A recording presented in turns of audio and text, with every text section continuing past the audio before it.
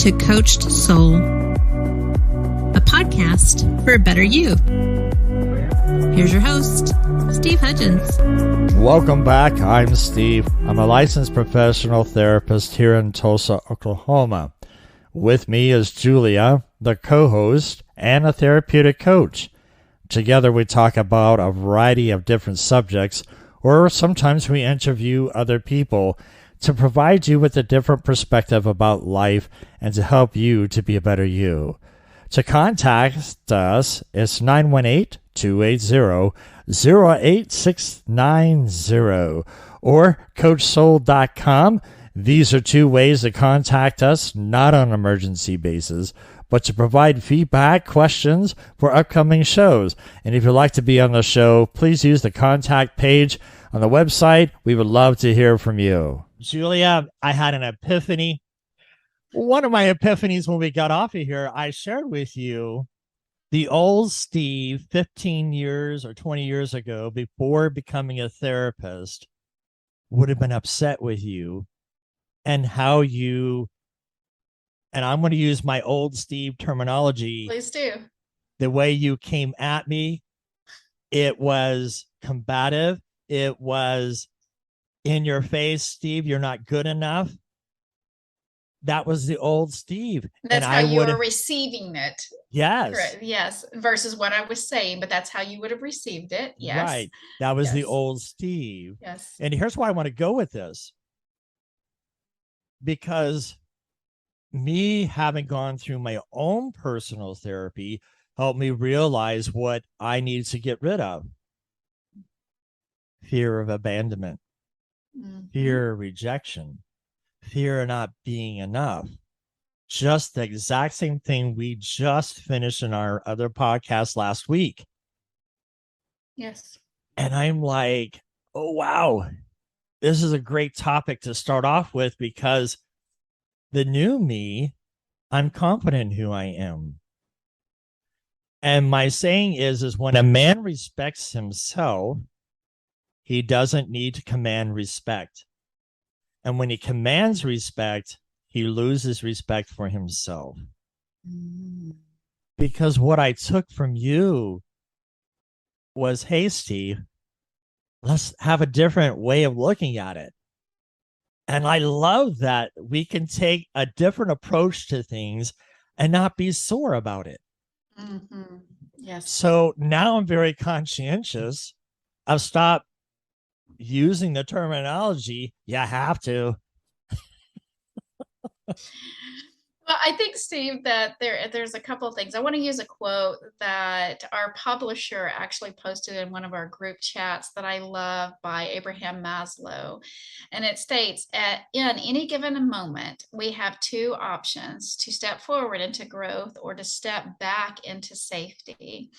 And I think that when I apply that to what you just said, that what you're stating is that before, the safe space for you, the old Steve, would have been in the combat, the taking offense because, or that there was some kind of blame or shame or something that was coming forward from my words, because it would have been how you received it and therefore packaged it in your mind, correct? And so by choosing this new Steve, you've gone through all this work that you've done. And I've done a lot of work in my area as well. So I'm not exempt from some of our old peoples that used to be us. I'm glad we could be transparent. Yes. Oh, yeah, absolutely. Is that today we stand in a position where we've chosen growth. We've chosen to be open to dialogue. And I honestly think that because we were talking about fear in the development of relationships, or fear in relationships from the last podcast, is that what we've done is create and exemplify a space of a new safety. Okay. But it also is based on the assumption that both of us have the best interest in mind for each other. And when we hold a space with the idea that says that person that I'm communicating with or sharing with has my best interest in mind, then I'm going to be less likely to throw up the walls, the shields of protection, and hide in fear behind it. What are your thoughts there? Here's the thing. I think sometimes we get afraid of growing because we get afraid of wanting to change. We get comfortable in our air conditioned building. And it's like we like new ideas like electric car, for example. Okay. And we want to try something new. But we don't look at the bigger picture. For example, Florida had a hurricane. They've been without power for a week now. How are you going to charge your car? How are you going to get to work? How are you going to do something? And we don't think our implication of plugging in how much we drain the system. And it's the same thing with ourselves. We need a recharge. But how do we recharge in order that fear, maybe some level of respect of fear is there, but not a level that fear controls us? Or just debilitates us. Correct. Mm-hmm. Talk a little bit more about what you just said about disabilitating. How does fear disabilitate us in our relationships with each other? Well, I think that there is I love this topic. I think that there's several different ways that I've seen it show up in my life, and I've seen it show up with my clients. One, it causes us to not fully be present with our partner. Okay, because you can't stand behind a titanium wall and be able to hold hands with the person on the other side. Okay, it doesn't work. And so it keeps us from being void of a space of just holding space for each other. I think that it can cause the fear can be debilitating when there's we're in the, like you said, that rat maze, or the constant wheel. Our thoughts are just going around and round and round and round, and we're assuming a lot of thoughts are going on in the other person, or they're feeling a certain way, or they're thinking a different way. And in reality, we don't know what they're thinking or feeling unless they've shared it with us. It's our ideas of what they might be thinking or feeling that oftentimes we interpret in our own system as being the truth. Okay, so it can cause that. When anxiety, the fear has been perpetuated long enough, PTSD can show up. The trauma responses that may be ages old in an individual begin to initiate again. They're showing back up again, right, because they've been triggered. And then it just can cause just this tremendous amount of contention. So I know that people can't see me in video, but they can, that there is this constant contention in place where we're just bickering and blaming, and there's this bitterness and resentment that builds, and eventually it can destroy the relationship.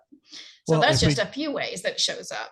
Right. If we don't get out of our head and work through this resentment, that's why we have domestic violence, because it escalates. Yes. Because no one's being heard in the relationship.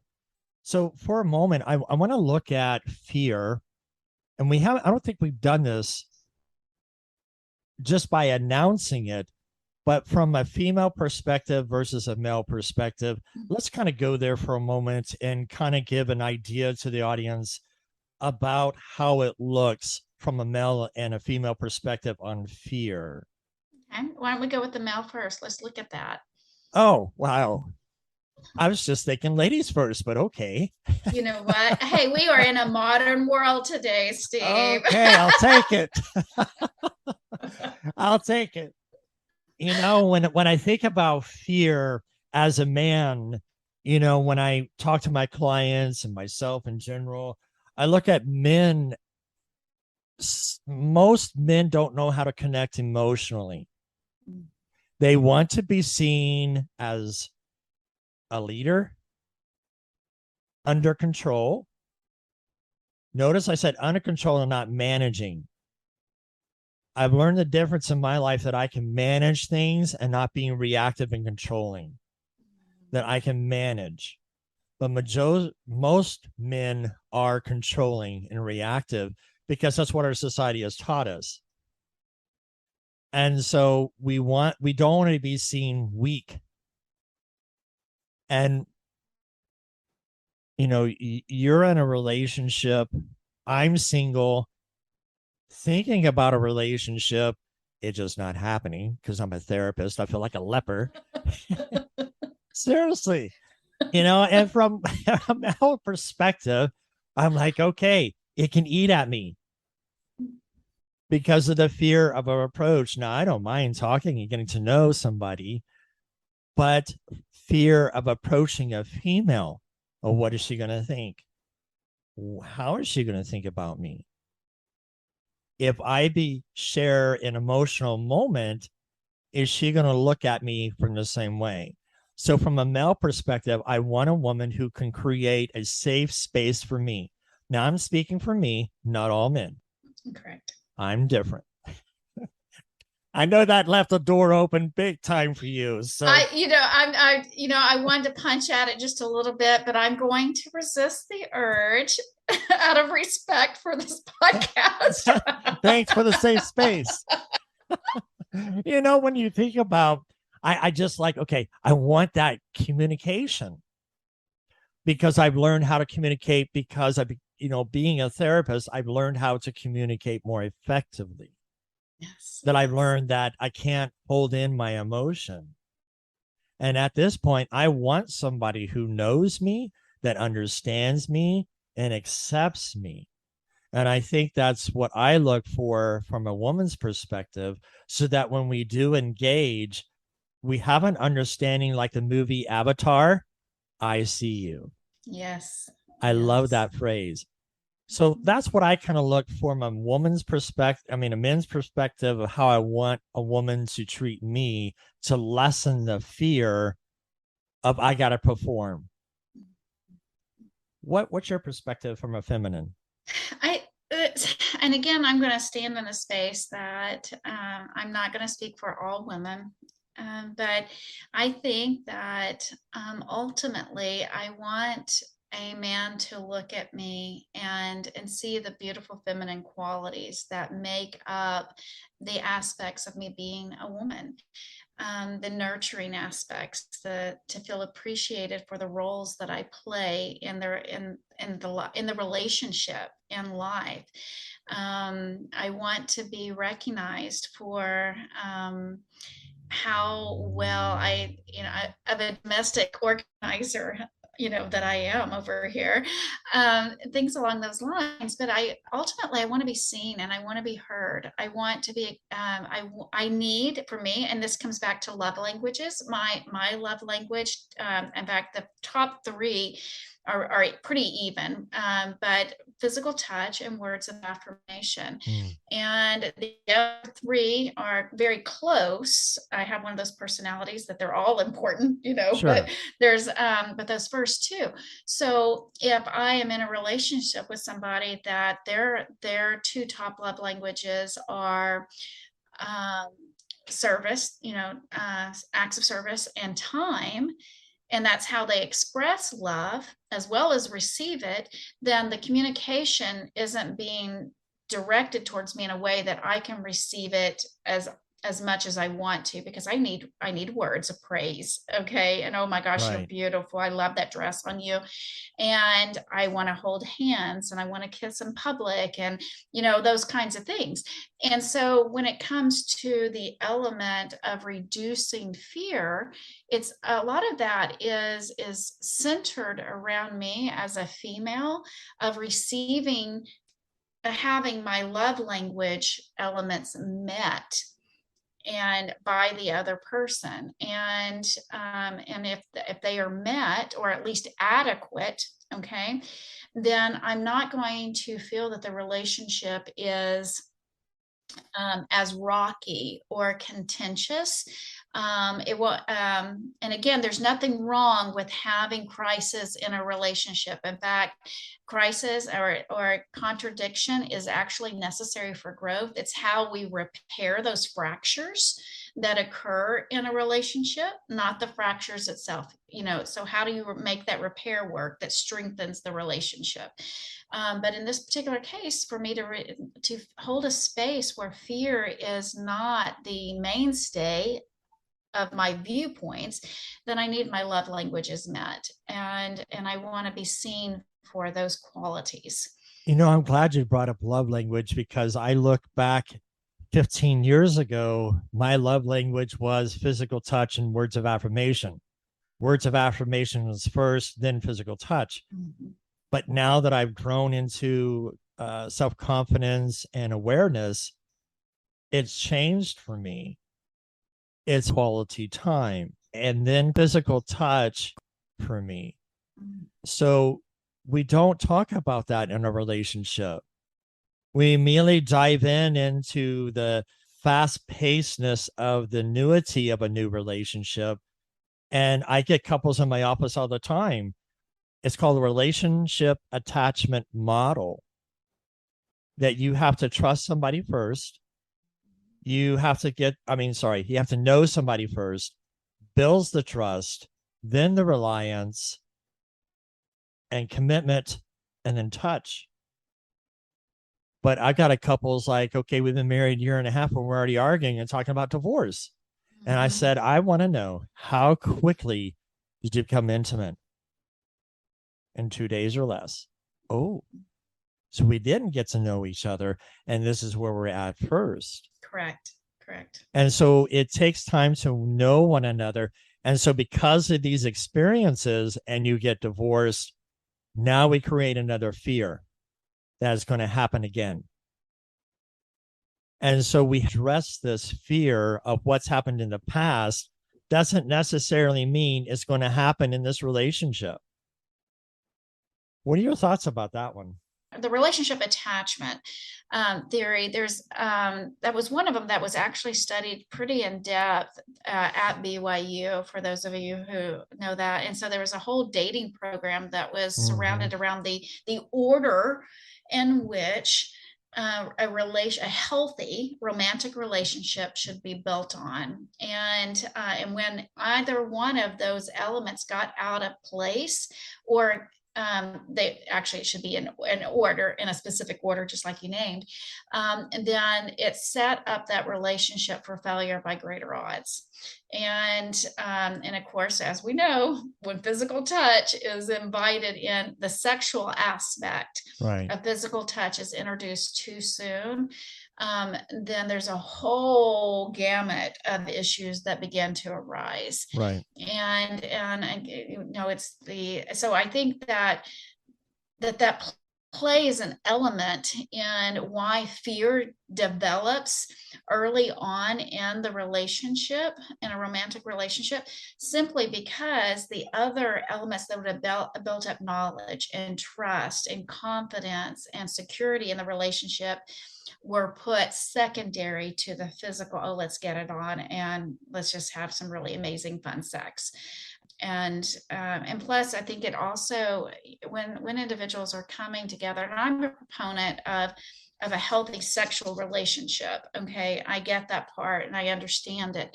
But I do support the idea that in order to have that long term, there are certain elements that need to be in place first, unless you're going to be a quick hookup. We do create some unhealthiness that I thought about. In the past, I said women should hold men accountable, which they should. But if men is going to be a leader in the relationship, he needs to hold his own self accountable before allowing a woman to hold him accountable. Because if a man leads, he needs to be aware about a woman's emotions and how it affects her, and how he leads and how he says things and how he does things. So it doesn't create a sense of fear within the relationship. What are your thoughts? Well, I definitely think that if you're going to stand with the perspective that the man is the leader, and you and I both hold that that's a sacred space, Right. and I think that there is a definite call to the masculine and the feminine coming back together so that they are supporting roles of each other. And each of us have those roles within us as individuals, but in a partnership, I think it's really, really important that we have more of a masculine energy and a feminine energy. So we got the man and we've got the woman, for that relationship to be healthy on the level that I would desire it. I'm going to speak from me. No, I appreciate that. Thank you. Is that I believe that the man should be the leader. Okay. And that doesn't mean that everything that he said is a final yes or no, but there is something about having a man be a protector, having him be a provider, having him to be that safety space in the familial role of that relationship, but understanding that with him, beside him, even under the shelter of who he is as a man. And I want to be careful on how I word that. Is this amazing, beautiful, supportive helpmate, if you will, that is standing up, that says, you know what, I realize that what you carry is so significant, and I want you to be your best, and I want you to be your strongest for us and our family, if they have a family. And so I want you to know that as your wing, I'm going to use this kind of analogy, as your wings are covering me, I'm the one that's holding up your wings. Oh, I like that. You know, and that you can trust me as your partner to be there to help hold you up. And so again, it's not saying that one is better than the other. What it is stating that in our roles, we're optimizing those roles to be the best support of each other, and therefore the healthiest, successful potential that we can have in this relationship. So in the 2 minutes that we have, I want to flush this out real quick. Sure. In my thought process as me being in a relationship as a leader, it's I protect myself from hurting you, that I'm careful with your emotion, yes, that I lead in a way that it doesn't cause harm to you. That's where I look at leader. Yes. A woman manages the relationship and explains she becomes in a role of teaching the man how she wants to be treated. So it manages it. And so you have this ebb and flow of this healthiness. Yes. And when we do that, it reduces the fear of I'm going to hurt you. Yes. Or I'm going to be hurt. Yes. Correct. Yes. Yes. So that's where I come from in leadership. And sometimes I like how we talk, because I may say something, but you flush it out more. And here I may be leading the conversation, but you're managing our conversation. So for our listeners who are listening to this podcast, replay this and see how Julia are doing our dance together. Mm-hmm. Our relationship is just a professional relationship with one another to help you, our listeners, to develop a better sense of who you are. And that's what Coach Soul is about. And we need to help each other with information, healthy information. Yes. And so, Julia, I appreciate this time with you today. Maybe this is another topic of discussion we can get into as far as relationships, because I feel like women and men both have a crisis in their identity and the roles that they play in a relationship. I would fully agree. So I look forward to those conversations. All right. Julia, it's nice seeing you again. To our audience, thank you, and have a great day. Have a great day. Thanks for joining us today. We hope to have you back next week.